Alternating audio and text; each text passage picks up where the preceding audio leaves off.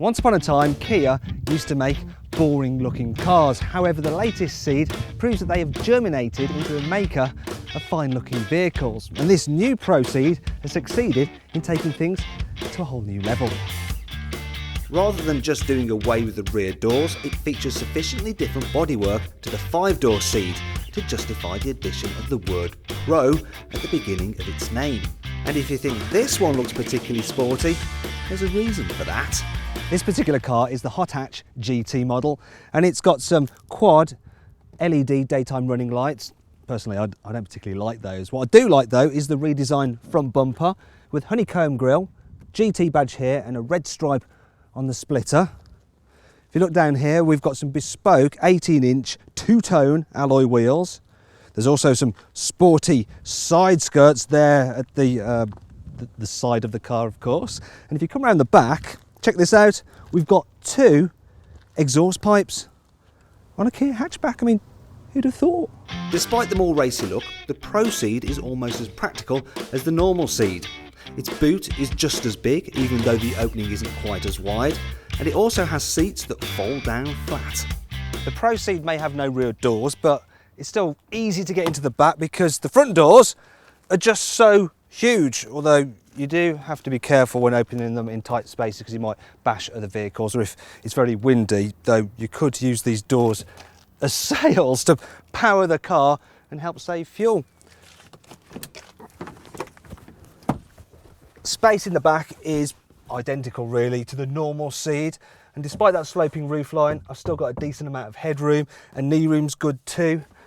And unlike in some other cars, the front seat actually remembers and goes back to the original position that the driver had it in, so you won't annoy them. The Pro Cee'd uses the same stylish dash as the normal Cee'd, and the interior feels robust and has plenty of soft touch plastics.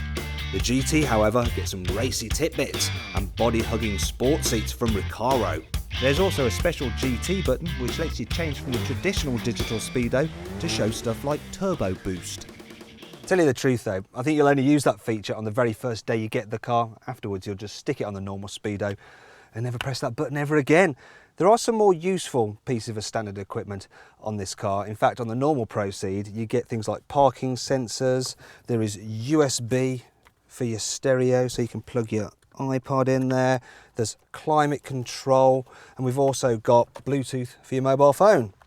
This car also feels very solidly made, and actually the normal Kia Cee'd came in the top 10 for reliability in the 2013 Driver Power Owner Satisfaction Survey. And after you've seen this video, you can head to www.driverpower.co.uk to tell us what you think about your car. But for now, I need to continue showing you something about this cabin. For instance, the cubby spaces are impressive.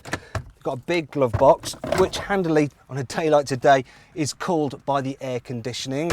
There's also a big central cubby there for your sweet snacks.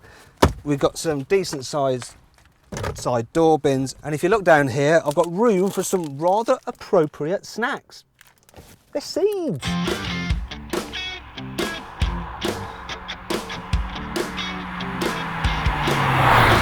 Underneath the skin, the Pro Cee'd is identical to the normal Cee'd, and so all the controls, they're nice and light, and it's easy to drive in town, and it's quiet and comfy on the motorway. Plus, if you go for the diesel, it will return over 70 miles per gallon. The Pro Cee'd will go around corners well enough too. Thing is, you'd never call it fun. It's more competent than engaging, and not as sharp to drive as a Cee'd Leon SC. If you want your Pro Cee'd to be a bit more fun, then you're going to have to go for this GT model. It has lowered stiffened suspension, and that improves the cornering, though it does mean that the ride is more bumpy. The normal Pro Cee'd gets a system whereby you can alter the weight of the steering at the touch of a button. That does make the steering feel very artificial, and so for this GT model, Kia sacked it off. Unfortunately, it hasn't seemed to make it any better at all. And while this is Kia's first hot hatch, it's not a bad attempt, but the handling is nowhere near as sharp as something like a more established Renault Sport Megane. It doesn't help that the engine is a little bit off the pace. The GT's 201 brake horsepower 1.6 litre turbo will do 0 to 60 in 7.4 seconds, which means a Golf GTI will blow it away. Yet somehow, the Golf is actually more economical. Still, the Cee'd GT is a lot cheaper than similar sized hot hatches, so if you think of it more as a warm hatch, then it actually makes a lot more sense. And if you just want the looks and don't really need the performance, then why not go for the normal Cee'd, because it's cheaper and therefore even better value.